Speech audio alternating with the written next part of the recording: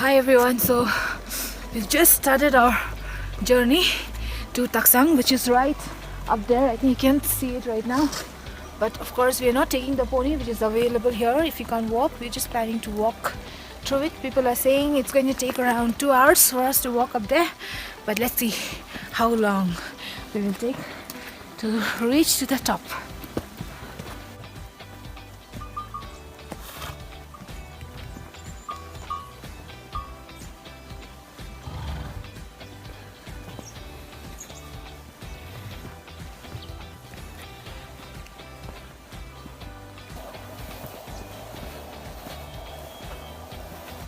So I think now we can see we've got to reach up there. That's our point.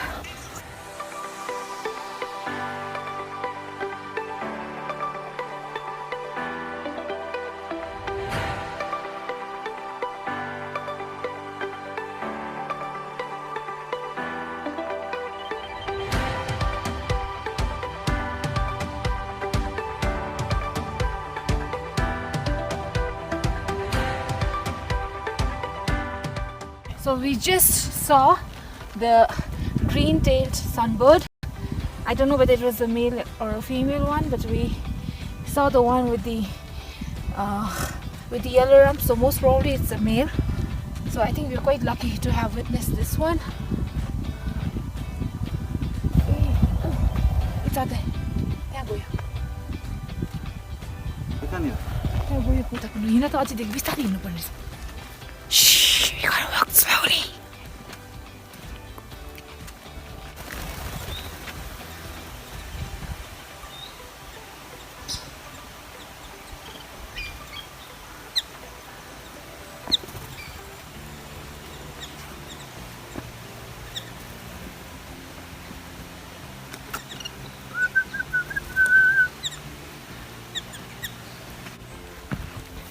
I think we've walked for around 500 meters up till now, and what we've seen is we've encountered a lot of stones balanced like this on top of each other.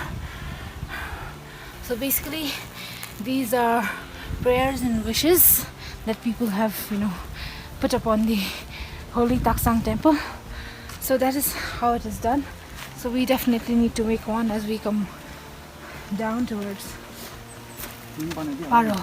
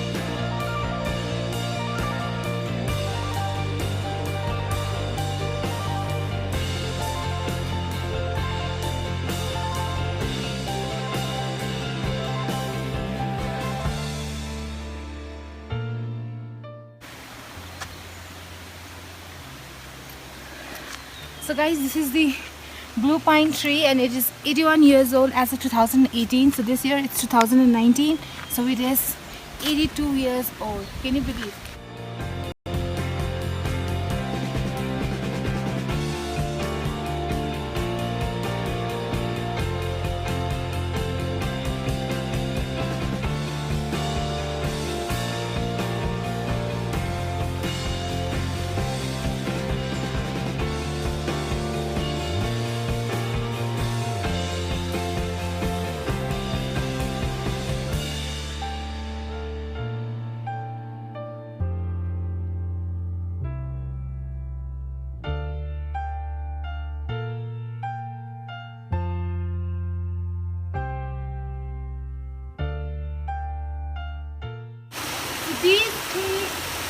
three tiny pots run on top of small trees, and it's got a prayer wheel inside. So when the water is flowing, the prayer wheels automatically go round and round. So it is a form of meditation, or pora, as we call it in Buddhism. So basically it uses the energy from the water to get the wheel go round.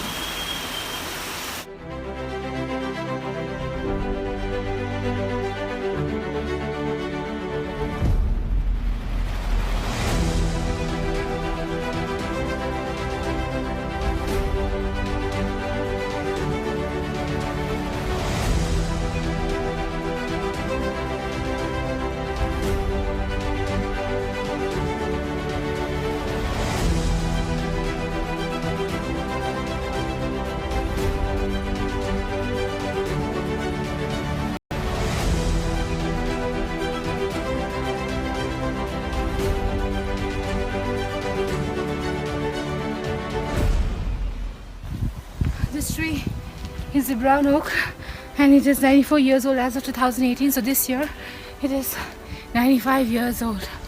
So about to hit a century in about like 5 years.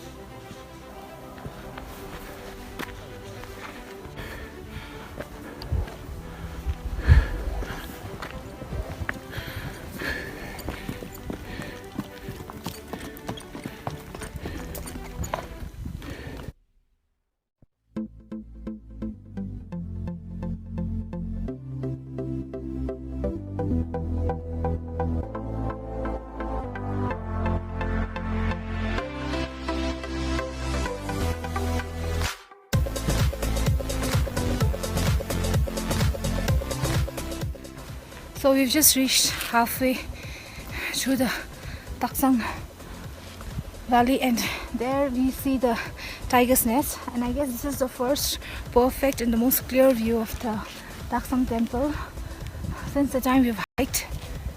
So you can see there are lots of prayer flags here, and I guess this is the perfect spot to click a picture if you're really interested, because here we can see the perfect view of Taktshang temple at the background. So this is the first point. We started at 5 minutes to 10, so it's 11:05. So if you walk with a very like normal pace, you can reach here at this point by an hour, and if you walk a little faster, I think you can reach this point by 45 minutes. But the route is quite uphill, so I suggest you carry water, because there's only one point where you can get drinking water, and you're not supposed to litter around the area. There's one dustbin that you'll meet on the way, so collect your garbage up till there and dispose the garbage at the right place. Bhutan is very conscious about cleanliness, and I think it's one of the most disciplined country I've ever visited till date. So yeah, that's it. As you can see, the landscape is very rocky, and we have a lot of cobbled steps, so if there are old people coming along with you, I suggest you carry your walking stick.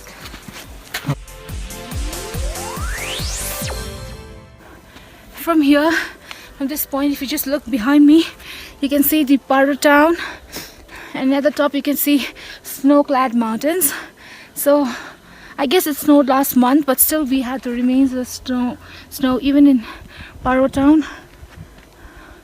You can just look at the beautiful, beautiful pine trees surrounded by the, the leftover remains of the snow from last month. And yes, of course, you'll also meet a lot of these dogs out here, so don't get frightened if you see one of them, because they are harmless. I've seen all of them sleeping, actually. Yes, again, we encounter those balanced rocks. I think we should make one. But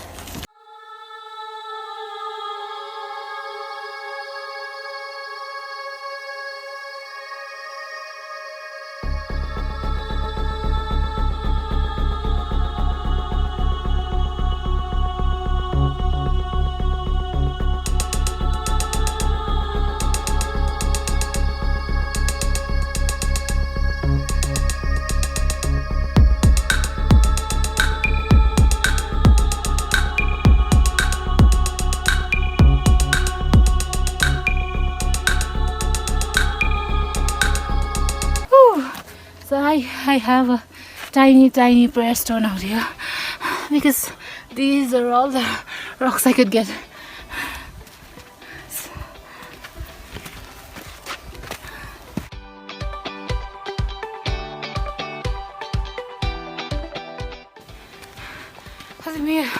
As we move towards uphill, we can also find some remains of the snow here. You can see.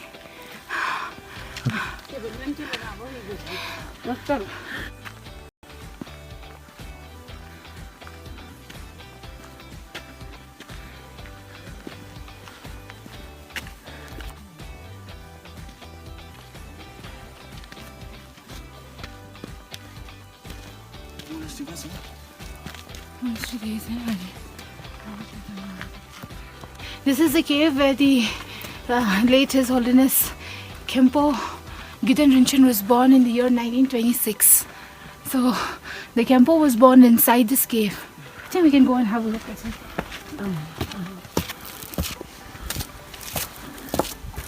It's locked.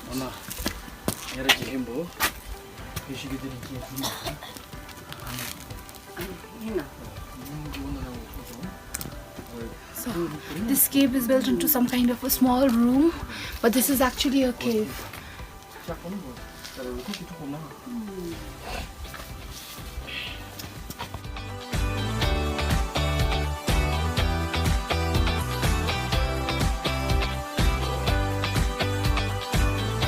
So finally we are at the threshold of the Taktshang Monastery, and this is the main point.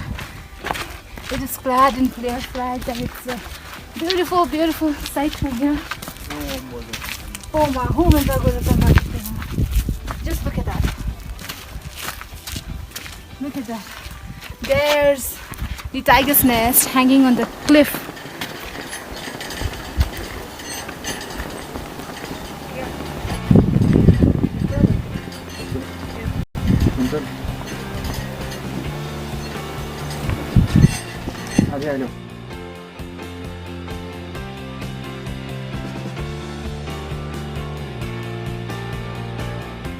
After walking uphill for like 1 hour 10 minutes, we finally reached the staircase that goes down south towards the monastery. So it is a well-built staircase, not like those cobble steps. So I think it's easier to walk this way, and it's going to be a little faster also.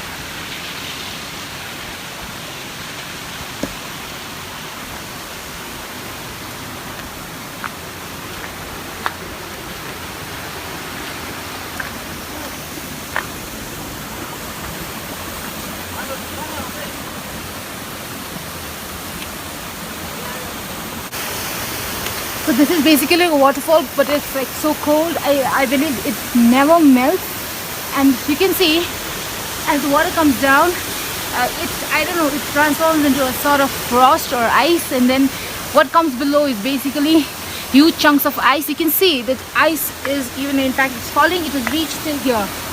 See? So these are the ice that has been falling from the waterfall. So they are huge chunks.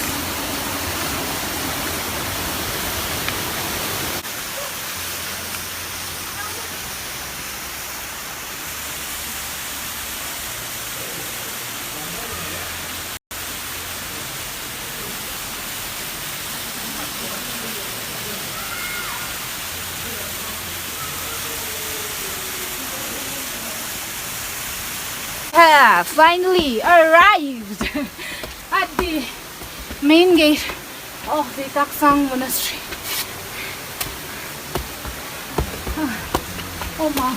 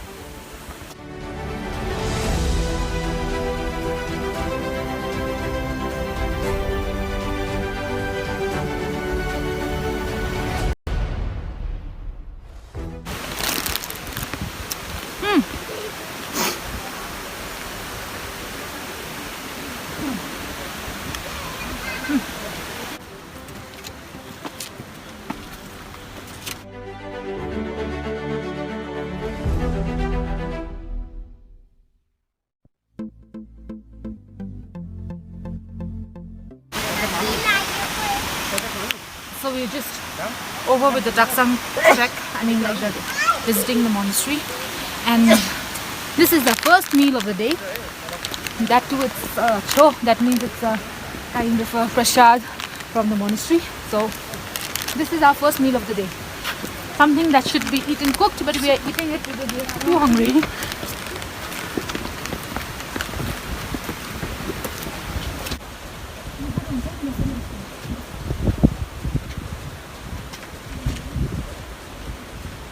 The Taktshang Monastery is said to have a history behind it, and it is said that Guru Padmasambhava, or better known as Guru Rinpoche, flew to the tiger's nest and then meditated here for 3 years, 3 months, 3 weeks, 3 days, 3 hours and 3 seconds. That is why it is considered to be holy. Also, there was a fire earlier, and you know, the strangest thing was that the whole monastery got destroyed except for the statue of Guru Padmasambhava. We cannot show you the statue because I guess photography and any sort of mobile or camera is not allowed inside. But that is the history behind it. And it is also said that after Guru Padmasambhava died in Nepal, his ashes flew on a tiger's back and settled here. So even the ashes, the stupa is also here. So we can't show you that, but yeah, that is there.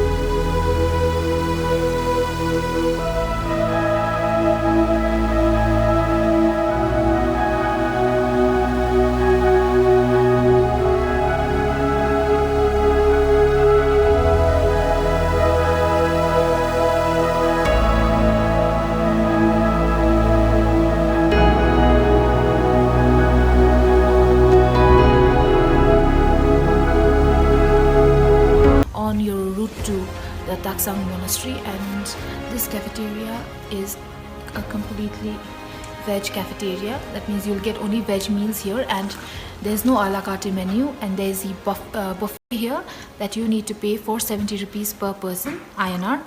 And the buffet consists of rice, 2 types of vegetables, dal, 1 fried curry and salad, and also you have the scrambled egg.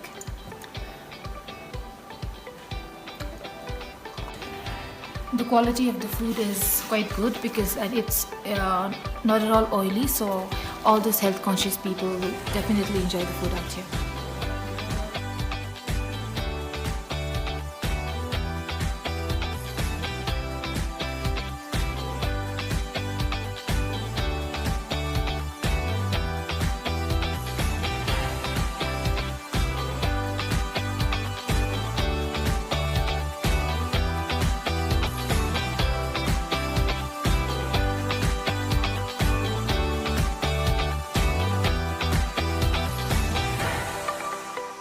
Just as you arrive in the parking lot at Taktshang, you will find a small stall-like thing. Okay, there are small mini stalls here, and they sell a lot of souvenirs.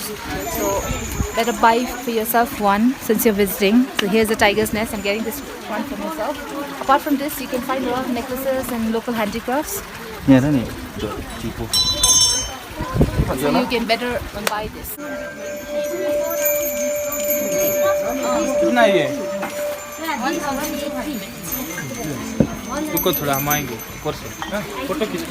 If you like shopping, you can shop for little souvenirs for your friends. I'm buying this one for myself. There are a lot of things that you can buy from here. So this is the place to be if you love shopping for souvenirs. You get almost everything here.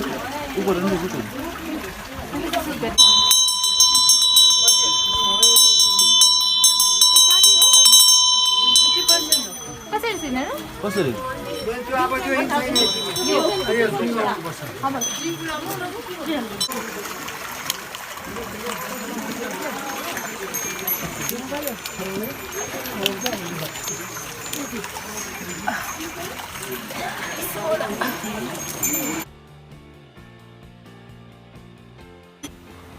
So we finally did it. We have just completed our 4-hour to and fro trek to the Taktshang Monastery, and we are here in the bottom of the Taktshang Valley, and we completed the trek in about 4 hours, including our food and also taking the time of our journey inside the monastery.